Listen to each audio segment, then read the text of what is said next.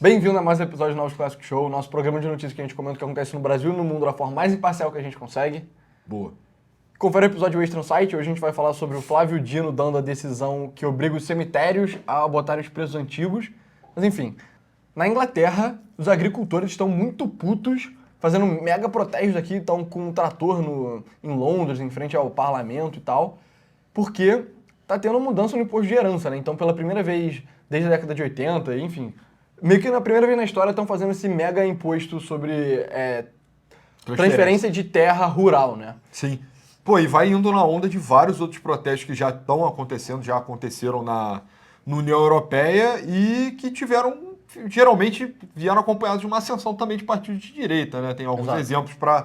Principalmente a Holanda, né? A Holanda foi o mais claro, né? Sim. Foi, tipo, imediatamente teve exatamente a Teve mesma um hiper situação. protesto de fazendeiro. Na Holanda era por causa de regulação climática, etc. Exatamente. Queria ferrar os fazendeiros. E aí criaram um partido dos fazendeiros, que ele ficou super forte por um tempo. Aí depois todo esse apoio acabou transferindo pro tal do... Como é o nome dele mesmo? Geert Wilders. Do Geert Wilders, que, enfim, o partido dele foi em primeiro, ele não virou primeiro-ministro, mas teve um grande sucesso político. E agora, uma coisa muito semelhante está acontecendo no Reino Unido. Vamos falar aqui sobre exatamente qual é a proposta. Então, é o seguinte. Na Inglaterra, transferência de terra rural não pagava imposto antigamente. Então, se eu sou um fazendeiro e você é o meu filho, eu morro, toma meu filho, minha terra, sabe? E aí não tem que pagar nada pro governo. Sim. Isso tem uma certa lógica que é, cara, para você não ter que vender a terra e pagar em espécie, né? Porque você não vai dar um pedacinho da terra pro governo, né? Não daria Então- para fragmentar e também não tem grandes incentivos também para você, essa dinamicidade toda no campo, porque ninguém absorve uma terra e, sei lá, uma operação de ordenha de leite e isso acontece de uma forma simples, né? Não é igual você, sei lá, comprar uma farmácia ou um varejo Exato, qualquer, entendeu? Para você criar ganso, ou você ordenhar leite, ou você plantar cenouras, tem um grau de expertise, né, de saber fazer, que meio que é de pai para filho mesmo, meio que é muito natural que seja dessa forma, né? Não faz sentido. Exato. É. E aí, o que está acontecendo é, fazendas com valor superior a... No caso, é 1 milhão de libras, né? Então, o New York Times botou aqui mais ou menos 1.300.000 dólares. Vão pagar um imposto de herança de 20%, que é metade do imposto de herança para outros tipos de patrimônio, né? Então, seria terra urbana, empresa, dinheiro, esse tipo de coisa. E aí, tá tendo uma mega discussão, assim, na sociedade britânica, né, inglesa. E, enfim, os fazendeiros, eles estão muito putos, né? E uma coisa muito interessante é que o Jeremy Clarkson do Top Gear aí, para quem Top gosta de Gear. carro. Exato, ele se meteu junto, né? Então, nesse artigo eles nem colocaram a foto do Jeremy Clarkson, né? Mas ele, cara, parece que recentemente é um dos caras mais populares do Reino Unido, né? Tinha um programa do Top Gear por muitos anos e tal. E recentemente ele começou uma série de programas que parece que tá estourando muito lá no Reino Unido sobre a sua vida numa fazenda, entendeu? Então ele meio que virou um fazendeiro, uma personalidade de fazendeiro. E ele também comprou terra. E agora ele apoiou os protestos, assim, de maior grau. Então parece que isso botou uma lenha na fogueira grande, assim, né? Porque ele é um ícone cultural. Pô, o Jeremy Clarkson, que já tinha... Ele sempre foi uma personalidade meio à direita, até pra galera que gosta de Top Gear. Pô, eu gosto de Top Gear, gostava de Top Gear pra cacete. Tinha toda uma vibe meio conservadora, assim, o programa. Pelo menos eu sentia, sabe? E o Jeremy Clarkson brincando... Ele fazia essas piadas de inuendos, como os britânicos são superiores e tal, principalmente quando ele tava, tipo, na Índia ou na África, entendeu? Sim. Então tinha umas piadas, assim, de imperialismo. Ele sempre foi um cara meio vinculado à direita de qualquer forma. Exato. Esse cara aqui, se alguém não tá conectando o nome ao rosto, né? O bicho é muito feio, né? Mas supera isso. E a parada ele adquiriu propriedade rural e ele meio que criou um reality show, assim... Meio que também para avançar um pouco as pautas, as crenças dele de que a vida no campo é digna e que é importante, a rocha onde é criada, né, a sociedade inglesa, né? Vamos pensar assim, historicamente, a Inglaterra foi basicamente tipo, tudo rural, né? Para a partir de 1700 e porrada, 1800 ali, para começar a desenvolver algum núcleo urbano, Sim. uma vida industrial e tal. E é muito importante, de forma geral, para o imaginário assim, da Inglaterra. E eu acho que é um outro nível, né, que a gente também vai falar, que, cara, é uma questão de segurança nacional também, Sim, né? com certeza. E aí o Jeremy Clarkson, ele também fez umas afirmações que muitos falam que é coisa teorista da conspiração, e de fato, né, é meio marcado pelo linguajar. Então ele fala que o governo quer limpar etnicamente o interior dos fazendeiros, né? Que ele tá ficando cada vez mais convencido que o Starmer e o Reeves, que deve ser o ministro da Agricultura, tem um plano sinistro, que é bombardear as terras agrícolas com novas cidades para imigrantes e parques eólicos de emissão zero. Então, enfim, isso já não é comprovado e tal. Então, com razão, né? Falado que é uma teoria da conspiração. A meia-culpa que o... Quer dizer, o contra-argumento que o New York Times colocou é que o Jeremy Clarkson parece que já declarou publicamente que ele adquiriu terra justamente para se esquivar da sucessão, né? Sim. Só que eu não sei se isso faz tanto sentido assim, porque, tipo, beleza, faz sentido aí na questão fiscal, tributária, mas meio que você tem que fazer alguma coisa com a terra, né? Sim. Então, meio que se você também não quiser ter... Beleza, eu entendo a questão monetária da coisa, mas...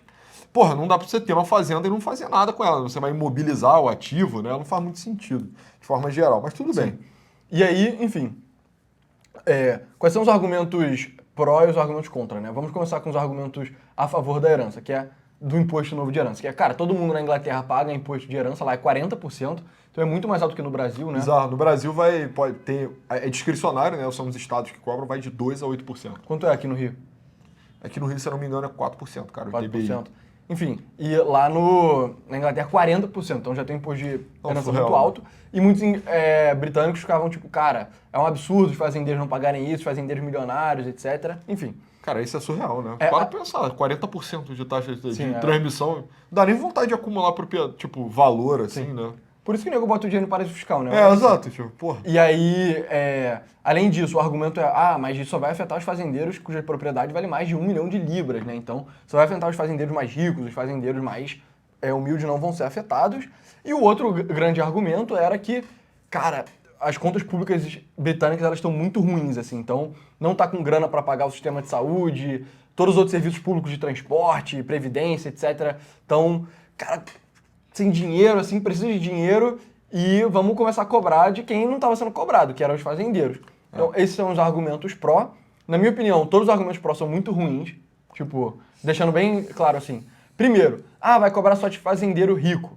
Isso não é exatamente verdade, né? Então, aqui tem um vídeo muito bom, tem esse canal chamado TLDR News, as pessoas muitas vezes perguntam as nossas fontes, né? Esse TLDR News é um canal de ingleses que eles fazem... Tem 4 canais. Tem o TLDR News, que é só sobre a Inglaterra, só sobre o Reino Unido. Tem o TLDR EU, EU da União Europeia, né? EU, só sobre coisas da Europa. Tem o Global, que é de coisas do mundo inteiro. Então fala sobre os Estados Unidos, fala sobre o Brasil, fala sobre China. Fala pouco sobre o Brasil, né? Porque, enfim, poucas vezes as notícias brasileiras são globais, mas quando tem algo, fala. E tem o TLDR Business também, que fala sobre alguns casos de negócio e tal. Então esses caras são muito bons, eles fazem uns vídeos super informativos, assim, botam uns visuais bonitos. E eles são... eles tentam ser neutros. Eles têm claramente um viés levemente à esquerda, mas é bem tranquilo, assim. Eles são neutros.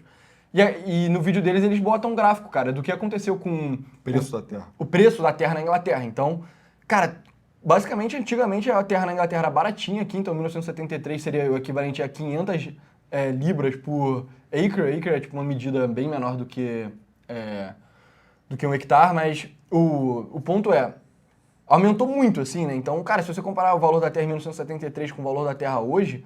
Cara, multiplicou por, tipo, mais de 20 vezes, assim, né? Uma coisa absurda. Mesmo se você for comparar com, tipo, 2003 em diante, 2003 era cerca de 2.000 libras aqui por acre, e agora tá quase 10.000 libras, então multiplicou por 5 vezes. Então, uma propriedade rural hoje na Inglaterra que vale 1 milhão de libras, não é aquela baita propriedade rural, né? Eu queria ver o comparativo desse gráfico com propriedade urbana, sabe? Sim. Eu queria saber se teve algum descolamento, se em alguma instância aconteceu alguma coisa que tornou a terra muito escassa. Cara, provavelmente não, porque a propriedade urbana na Inglaterra também ficou bizarramente mais cara. Aumentou drasticamente, entendeu? Então não faz sentido...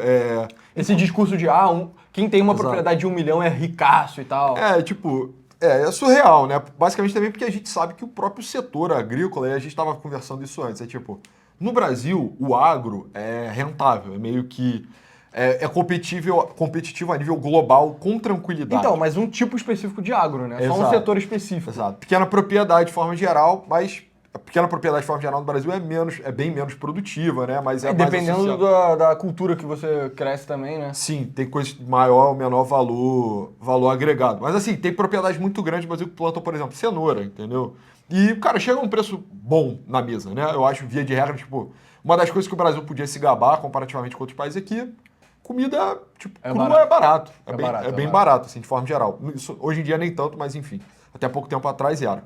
E a questão da agricultura no Reino Unido é que tudo bem, não é a pior terra que você poderia ter, mas se fosse, tipo, mercado aberto, o preço cairia tranquilamente, eu consigo imaginar. Inclusive, em outras reportagens a gente estava vendo, os rivais, né, do Reino Unido hoje em dia, em termos de produção agrícola, são Nova Zelândia e Austrália. Então, tu vê, a parada vem do outro lado do mundo, num barco, né, num navio, sei lá, dependendo da qualidade do produto. Sei lá, algumas coisas tem que vir de avião, eu imagino, né? Mas enfim, e chega a preço competitivo. Então, cara, o que a gente imagina é que o setor agrícola, de forma geral, no Reino Unido não é tão rentável assim, né? E você colocar uma taxa dessa que é de sucessão, e eu tenho um problema particular com taxa de sucessão. Por quê? É o tipo de taxa que vem no pior momento possível, né? É tipo, teu pai morreu, ou tua mãe morreu. E aí você vai ser tributado agora violentamente pelo Estado, né? No seu momento de maior vulnerabilidade, o governo vai surrupiar, sei lá, um pedaço gigante do que você herdou.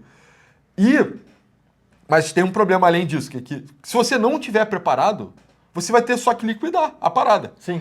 Então você tem aquela terra ali que é da sua família, cara, gerações, Exato. centenas de anos. Aí você vai ter que liquidar aquela Exato, terra tipo, e vai transformar em cash para poder pagar a herança. Isso é um contato, tipo, isso é uma condição muito comum aqui, tipo, no Rio de Janeiro, né? As famílias vão isso é muito famoso, né? A aristocracia carioca vai um círculo, espiral infinito de decadência, as propriedades, os apartamentos foram acumulados por um avô, um bisavô, estão lá parados, quando ele morre, ninguém tem dinheiro para resolver o inventário, entendeu? Então você precisa começar a se desfazer das propriedades da família, vai repartindo entre irmãos, primos, etc. E aí quando você vê, sumiu, né? Sim. E no caso de um apartamento, isso é menos mal, porque um apartamento é só um lugar para você morar, né? Exato. Agora, uma fazenda é uma fábrica, bem ou mal, é uma coisa produtiva, sabe?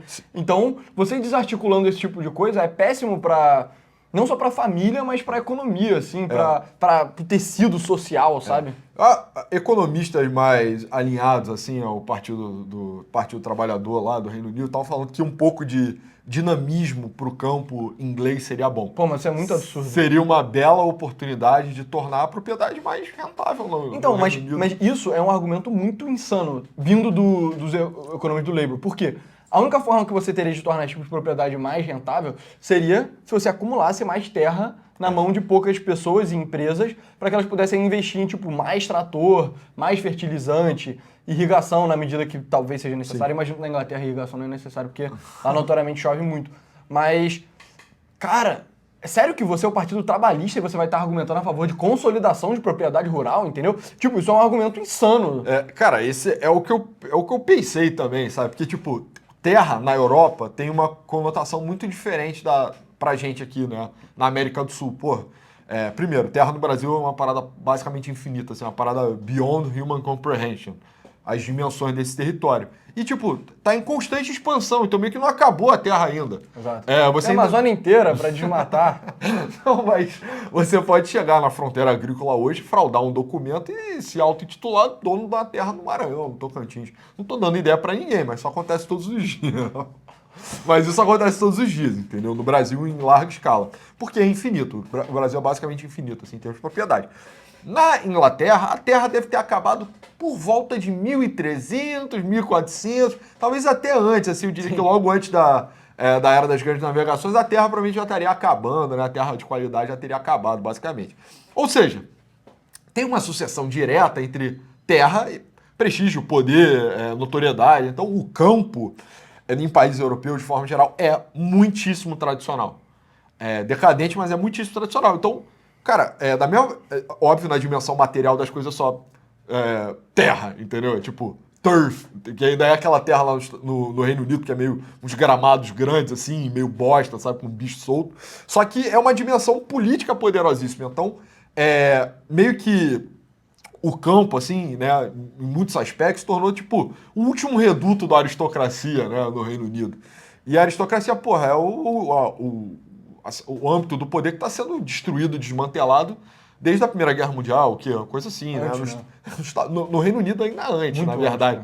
antes, Tipo, 1000 anos antes, assim. Mas, enfim, a parada é que hoje em dia quase não faz mais sentido falar sobre isso lá no Reino Unido. Tem a Câmara dos Nobres, mas é um ente basicamente irrelevante, comemorativo. O Keir assim, Starmer, né? inclusive, tinha uma proposta de abolir a Câmara dos Lordes, né? Pois é, mas então é por isso que eu acho que esse discurso de ser contra o campo no Reino Unido pega tanto na esquerda e deixa enlouquece tanto a direita, sabe? É uma parada muito polarizante na Europa de forma geral. Exato, exato. Então, E aí, enfim, outro argumento que eu acho é tipo, esse negócio de tornar o campo mais dinâmico, cara, eu tenho certeza absoluta que lá na Inglaterra o campo ele já é o mais dinâmico que ele poderia ser, a não ser por regulações, etc. Porque tipo, no Brasil, muitas vezes, a gente discute muito sobre a produtividade brasileira, né?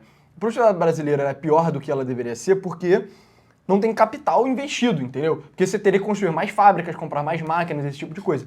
A Inglaterra foi o país mais rico do mundo por, tipo, 150 anos, foi o lugar da Revolução Industrial, até pouquíssimo tempo atrás era tipo, basicamente, sei lá, o terceiro, o quarto país mais rico do mundo e tal. Então lá tem abundância de capital. Então eu duvido que realmente tenha ganhos bizarros a serem tidos de meramente, vamos deixar o campo um pouco mais dinâmico. Tanto que todo mundo tem tratorzão gigante aqui, isso né? é hilário, né? Exato. Cara, eu não consigo imaginar o preço de um trator desse Deve ser no muito Brasil. caro, Acho pô. que nem chega esse tipo de trator assim, tão moderno e compacto, sabe? Meio que Sim, não cara. tem o pequeno agricultor, não tem capital acumulado Cara, para ter um tratorzinho. centenas de milhares ou chegando a R$ 1 milhão um trator desse aqui. Provavelmente mais de 1 milhão, pessoa. Enfim. E aí, eu acho interessante também que eles relatam um caso aqui, cara, de um fazendeiro que ele tinha uma terra que ele produzia leite, mas que não dava tanto dinheiro aqui. Então eles falam aqui, entre os que se reuniram em Whitehall, né, perto do escritório do Sr. Sturmer, em Downing Street. Downing Street é a rua que mora o gabinete do inglês, assim, né? Então estava Jasper Bacon. O nome do cara é Bacon, pra você ver, né? São bem antigo no Reino Unido. Ele tem 60 anos, tem 220 vacas leiteiras em Wiltshire, no sudoeste da Inglaterra. Aí você pode pensar, cara, o cara tem 220 vacas leiteiras, mano. Pô, o cara deve ser muito rico. Milionário. Ele é fazendeiro há quase toda a sua vida. Disse que essa foi a primeira manifestação do tipo da qual participou, para protestar contra o lote do fazendeiro, bem como as mudanças no imposto sobre herança. O dinheiro que ganhamos com o nosso leite não é suficiente para cobrir a produção do produto, disse o Sr. Bacon. Nós nos sentimos pressionados e a questão do imposto sobre herança é a gota d'água. Ou seja, mesmo o cara tendo 220 vacas, não é uma coisa particularmente rentável, entendeu? Eu acho que tem alguém do campo aí, nós somos duas pessoas profundamente. Eu nem tanto, né? Mas nós dois somos, via de reto, pessoas urbanas. Não, o pessoa é mais urbano do que eu, entendeu? Mas a questão é que, tipo, eu vejo o questionamento de muitos produtores agrícolas que nem no Brasil é rentável. Coisas Sim, tipo não é. leite. Porque leite é um bagulho extremamente perecível, dá um trabalho miserável de você Tem extrair. que ficar todo santo dia extraindo a vaca, o leite da vaca. Então meio que se você não... E você vende o litro por, tipo, R$3, R$4, assim. Sim, basicamente sim. E, cara, só é muito trabalhoso, é muitíssimo pouco lucrativo, o preço, tipo, é muito controlado, né? A distribuição do leite é muito controlada. Então, poucos lugares têm cooperativas. Enfim, não vale a pena entrar especificamente nos dramas do campo no Brasil, mas existe até um argumento que grandes produtores no Brasil, eles nem ganham dinheiro com soja, cara. Na verdade, eles ganham dinheiro com subsídio do BNDES de forma geral, entendeu? Sim. Então, meio que eles pegam o valor lá subsidiado e, cara, eles só reinvestem em outras coisas mais lucrativas. Tipo, o pano de fundo é o desenvolvimento da soja, a industrialização não, mas a mecanização do campo no Brasil, whatever, etc. Seja lá o que o programa do banco está querendo fazer. Mas, basicamente, os caras, na verdade, só pegam um dinheirão subsidiado e eles reinvestem, cara. Às vezes em propriedade urbana. Então, às vezes, a própria lógica desse argumento é, tipo... A soja por si só, ela daria um retorno equivalente a outras atividades produtivas. Sendo que, dado que a soja consegue um investimento do BNDES muito mais barato, sim, você meio que tá trabalhando em cima desse yield, entendeu? Entre, tipo, o dinheiro que você pega do BNDES, você reinveste para ganhar um retorno normal, sabe? Sim, por isso que o site tem que ir bem, né? Quem não entrou no site ainda, cadastra lá, pra gente poder comprar nosso pedaço de terra e pegar uma linha de financiamento do BNDES. Exato. Mas, brincadeira, óbvio. Mas a questão é, quando o assunto é agricultura, o nome do jogo não é eficiência. Basicamente nunca é. A gente tava zoando também antes de comentar a notícia, que é basicamente, cara, se fosse para tornar tudo mais eficiente, se a gente fosse financiarizar 100% da economia, vai ter fazenda para quê, entendeu? Sim. Faz uma parada mais produtiva, uma fábrica, um conjunto habitacional, sei lá, mano, uma olaria. E compra toda a sua comida da Argentina e da Ucrânia. Exato, né? dos lugares que são verdadeiramente competitivos, ou do Brasil, que seja, entendeu? E aí você só tira todas essas pessoas, compra essa terra e converte em alguma coisa mais produtiva. Só que a parada é, comida, quer dizer, é aquela parada, né? O clichê petista, PIB não alimenta ninguém, né? Isso é verdade in a way, sabe? Então, meio que você ter um setor agrícola sólido, forte, estruturado no teu país, É uma questão estratégica, de segurança estratégia de segurança nacional. nacional, entendeu? É meio que, porra, você não pode terceirizar todo o teu suprimento de comida para um bando de país no terceiro mundo e dane-se, entendeu? E vai chegar mais barato, então logo é melhor. Porra, e as variações dos preços, os cisnes negros, assim, possíveis, sei lá. Por exemplo, um exemplo óbvio é assim, o Brasil não produz azeitona, né? O Brasil depende basicamente da produção de azeite lá do Mediterrâneo, de forma geral. Aí tem uma série de queimadas no Mediterrâneo e o Brasil não tem nada que possa fazer. E aí o preço do azeite ficou ridiculamente caro. Acontecendo Exato. com azeite, menos mal. Agora vai Exato. que isso acontece com... Menos mal, mais ou menos. O azeite é muito importante. Sim. Mas se isso tivesse acontecido com, sei lá, arroz, vamos supor que o Brasil importasse todo o arroz, né? Aí acabou a produção de arroz. Pô, o que o brasileiro vai fazer sem comer arroz? Entendeu? Exato, e isso se aplica para todos os países do mundo. Então, cara, essa lógica de eficiência, né? Isso me faz pensar muito assim, que, tipo, meio que a forma final, né, dos governos no mundo nessa busca louca por eficiência, cara, é basicamente, tipo, big business, entes governamentais poderosos, tipo, alta política e, cara, e no resto todo mundo abaixo, entendeu? Sim. Não tem um espaço para as ineficácias, né, as vilosidades no meio do caminho. O mundo vai virar um grande prédio espelhado e, tipo... Então, mas porque isso não vai acontecer, né? Porque esse tipo de coisa Sim. aqui só tá acabando. E, enfim, pra mim é muito claramente isso é uma política de Estado ruim. E aí tem um problema também de imposto sobre herança de coisas produtivas, sabe? Então, eu nem necessariamente sou contra, vai taxar a herança de quem é muito rico e tal. Tudo bem, eu acho isso ok, sabe? Agora, você obrigar a unidades produtivas a meio que se desmantelarem para pagar um imposto de herança só é absurdo. É uma das piores coisas que você pode fazer para o seu país no longo prazo, entendeu? Porque é o seguinte, para você fazer atividades produtivas que vão melhorando e melhorando e melhorando, você precisa de acumulação de capital. Literalmente o Marx falava sobre isso, para ser uma das pré-condições do capitalismo era esse acúmulo primário de capital e tal. Grande economista. E aí, se você, toda geração que passa, você vai lá e fatia as propriedades entre os filhos que a pessoa tem, a pessoa vai ter 2 filhos, fatia em 2, nem é tão ruim, mas quando a pessoa tem 3, tem 4, né, fazendeiro costuma ter mais filho, aí você vai pegar uma terra que, por exemplo, esse mano aqui, o Jasper Bacon tem 220 vacas e ele já fala que não tá a melhor business possível. Agora você vai pegar o Jasper Bacon e obrigar a dividir as 220 vacas dele entre os 4 filhos. Cada filho vai ficar só com 55 vacas. Aí ferrou, Não entendeu? faz sentido. Aí na próxima geração cada filho vai ter 2 filhos, aí das 55 vacas cada um ficou com 30. Claro que, enfim, vaca reproduz e tal. Mas vamos supor que ele tem o máximo possível de vacas pra terra dele. Terra não reproduz, entendeu? E aí ferrou. Tipo, no longo prazo isso é muito ruim para um país, cara. Você ficar dividindo entidade produtiva assim. E terra é o exemplo clássico.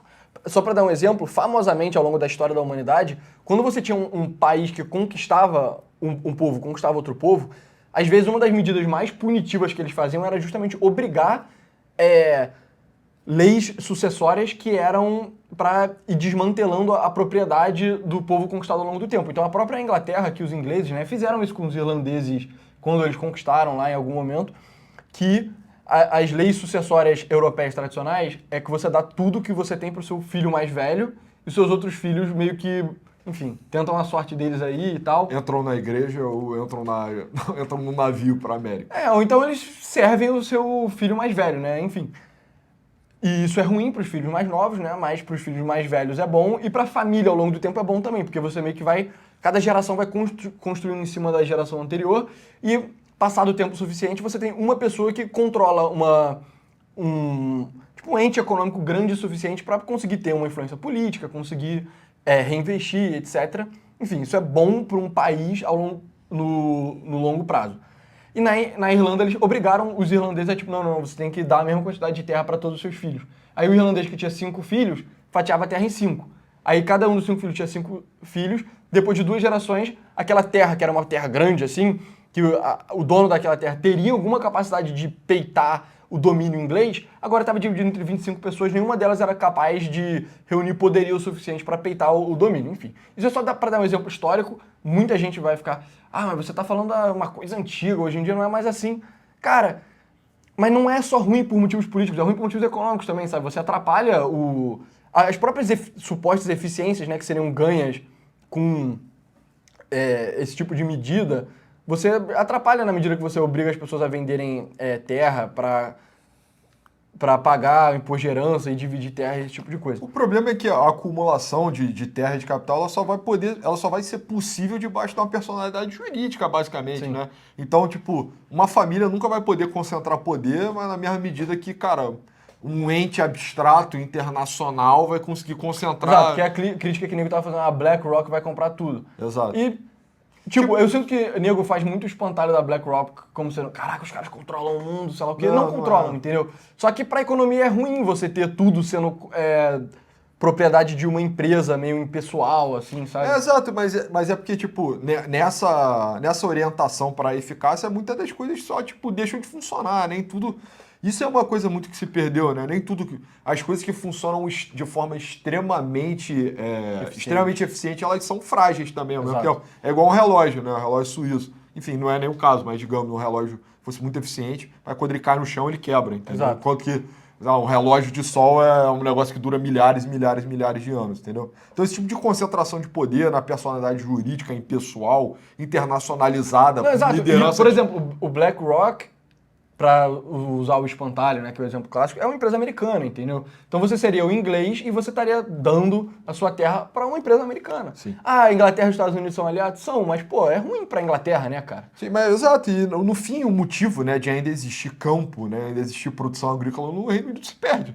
Né, porque da mesma forma que você internacionalizar a tua produção, importar tudo, né, meio que também você abdicar da autoridade, né, sobre o teu próprio território, é meio que não é isso, né? Tipo, eu preciso que vocês produzam cenoura. Aí vai lá, BlackRock é o exemplo abstrato, vai falar, não, mas, porra, eu tô plantando flores aqui.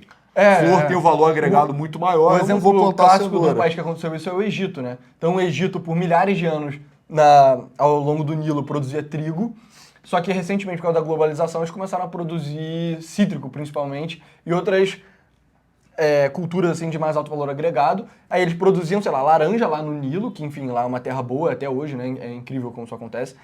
Aí eles vendiam para os Estados Unidos e importavam trigo, sabe? E aí a população do Egito hoje em dia é tipo 150 milhões de pessoas, sendo que, cara, o Egito ele parece um país grande, mas ele é um país minúsculo, assim. O verdadeiro Egito é só uma linhazinha ao longo do Nilo, sabe? E aí, cara, agora se o Egito voltasse a produzir trigo, não ia rolar, assim, tipo, ia dar ruim, a população ia passar fome, sabe? Sim. Então, o Egito tá numa situação horrível, sabe? Sim. Então, esse tipo de eficiência com setores alimentares não é um tipo de coisa que você brinca, sabe? Exato. Com esses setores são muito básicos, né? Aquelas noções, assim, de economia e tal, mais antigas, elas se sustentam melhor, né? Algumas coisas... Tipo, nem tudo consegue ser financiarizado, otimizado, internacionalizado, globalizado, multiculturalizado, até o topo, entendeu? Basicamente só, sei lá, bancos podem... Isso só funciona com bancos, basicamente. Então, tipo... Funciona mal com banco, né? Porque eles teriam quebrado tudo. Exato. Tô fazendo um argumento assim, funciona, né? Tipo, vamos supor que a qualidade de vida no Reino Unido melhorou pra caralho desde os anos 90, né? Sim. Vamos dizer assim, você poderia imaginar que funciona... para um banco, o tipo de coisa assim, entendeu? E aí, essa parada que você falou no Egito tá acontecendo dentro do Reino Unido. Eu tava vendo depoimento de alguns agricultores que é tipo, cara, meio que o governo não trabalha com a gente, né? Porque o motivo da gente existir basicamente é para alimentar o país. Isso é uma questão até de orgulho pessoal, né? Enfim, o fazendeiro não é fazendeiro por motivos meramente egoísticos, né? Vamos dizer assim. Se você pudesse escolher entre, tipo, ter um trabalho confortável num escritório, ou acordar 4 horas da manhã para ordenar a vaca... Todo dia. Todo santo dia, Natal, feriados, domingo, que é dia santo, etc. Então, a maior parte das pessoas escolheria a escala 5x2, né? Num lugar confortável. E aí o fazendeiro meio que ele tem uma questão de orgulho pessoal mesmo, de caralho, a gente alimenta esse país, a gente está nessa terra, sei lá, 1000 anos, etc. E aí o governo meio que só viabiliza o cultivo de flor. Tipo, a única parada que é viável você viável economicamente, de verdade, lucrativo no Reino Unido hoje em dia é basicamente flor. E, cara, flor não alimenta ninguém, flor tem baixíssima utilidade. Tipo, é uma coisa meio que descaracteriza também a própria profissão, né? Meio que jogando tudo para esses commodities assim, de alto valor agregado, fica uma coisa meio esquisita, né? Cadê um bom e velho plantador de batatas, sabe? O cara planta trigo, sabe? Mas Porra. enfim, e aí por que a gente tá falando disso, né? Não é só pelo pleito dos agricultores britânicos, mas isso tem consequências políticas grandes, né? Então, aqui, o Keir Starmer, famosamente, ele tá com uma petição de mais de 2 milhões de pessoas na Inglaterra que já peticionaram, cara, tem que ter uma eleição de novo, né? Então a eleição aconteceu há poucos meses, assim, tem tipo 3 meses, 2 meses, sei lá. A gente comentou, né? A gente comentou, literalmente. E já tem 3% da população do Reino Unido já assinou uma petição que é tipo, cara, tem que ter uma eleição de novo. Claro que esse tipo de petição não obriga a nada, entendeu? Sim. Mas mostra a insatisfação das pessoas com o governo dele. Além disso, os índices de aprovação do Partido Trabalhista continuam a cair, né? Na medida que o governo se aproxima aos 100 dias no poder. Então, cara, literalmente, 100 dias no poder, o cara já está extremamente impopular. Isso é bizarro, né? Aqui tem uns gráficos, tem um gráfico aqui que é bem interessante, né? Que é o seguinte, aqui tem a popularidade do Starmer, né? Que é esse cara aqui, se você não reconhece o rosto dele. Então, favorável é esse verdinho e desfavorável é o vermelho. Então, cara, ao longo de quase toda a carreira dele, ele foi mais desfavorável, visto, né, desfavorável pelo povo do que favoravelmente. Os únicos momentos que ele foi visto de uma forma positiva foi quando ele assumiu a liderança do Partido Trabalhista lá em 2020, ou seja, muito tempo atrás. Quando ele tirou o Jeremy Corbyn, né, do pleito. E aí ele ficou anos sendo muito impopular. E por um breve momento aqui, julho de 2024, julho desse ano, ele ficou mais popular do que impopular de novo, foi quando ele virou primeiro-ministro.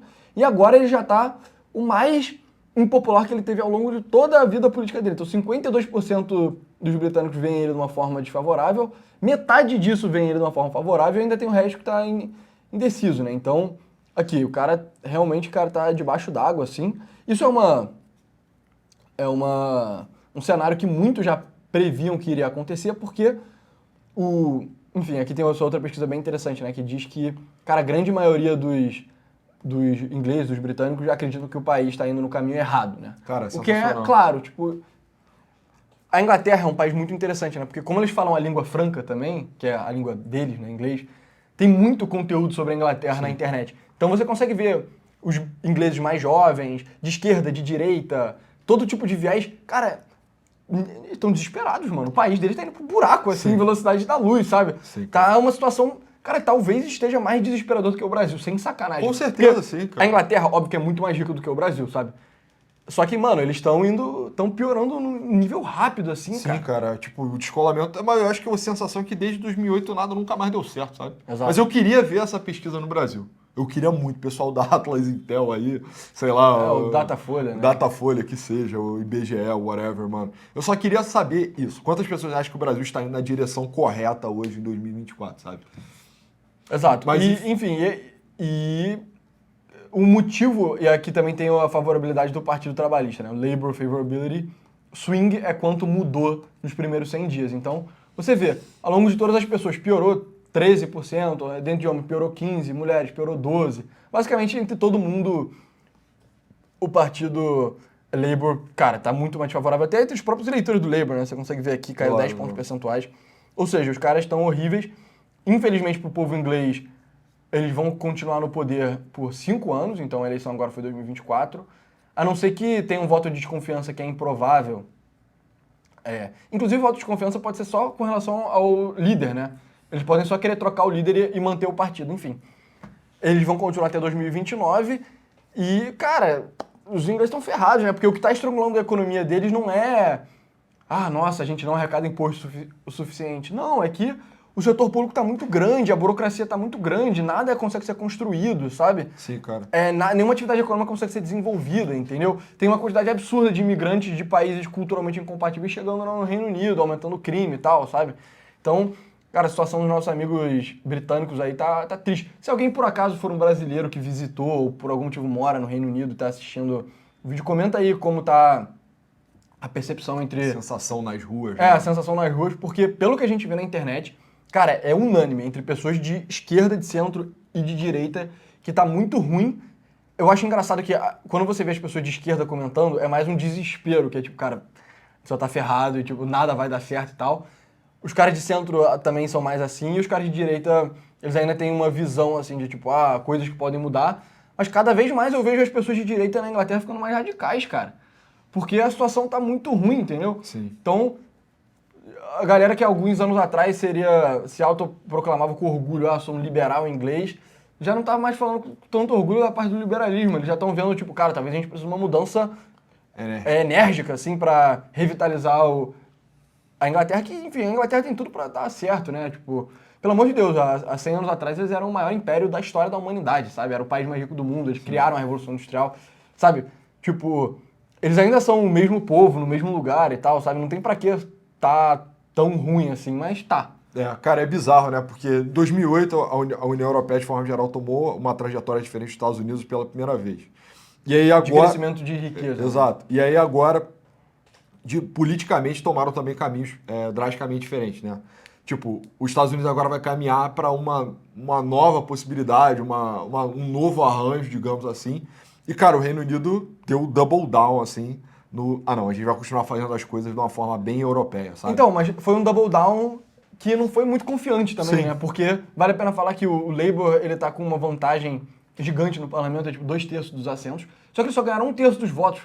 Então, como lá o voto é distrital, você só precisa ter mais votos no distrito do que os outros partidos. E o que aconteceu foi, em muitos distritos o Labour ganhou tipo 35% dos votos, só que o Partido Conservador e o Partido Reform, né, que é mais à direita do que o Partido Conservador, eles dividiram os votos da direita, entendeu? Então, o Labour conseguiu uma quantidade ridícula de assentos, sendo muito impopular. E é isso que está se manifestando aqui no protesto dos fazendeiros. E, tipo, alguns ingleses estão falando na internet, né? Tem um comentário que tá ficando mais comum lá fora, que, tipo, agora que os Estados Unidos vai tomar uma nova rota e o Reino Unido vai permanecer como está, né? Talvez já aconteça um paralelo com, tipo, a China, depois das reformas do Deng Xiaoping e a Coreia do Norte, sabe? Eles estavam no mesmo lugar, com as mesmas crenças.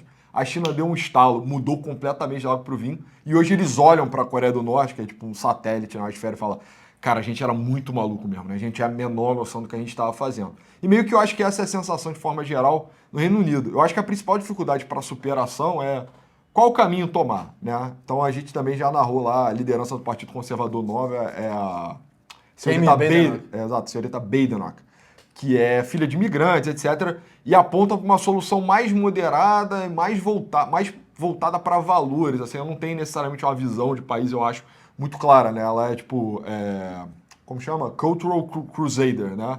É uma pessoa que quer acabar com doutrinação, esse tipo de coisa, assim, nas escolas do Reino Unido, mas não tem uma visão muito poderosa para o país. E correndo por fora tem o Nigel Farage lá, que fundou o seu próprio partido, está ganhando cada vez mais notoriedade, popularidade. O Jeremy Clarkson, se eu não me engano, tem fotografias com ele, é simpático a ele. E aí acaba legitimizando mais, né?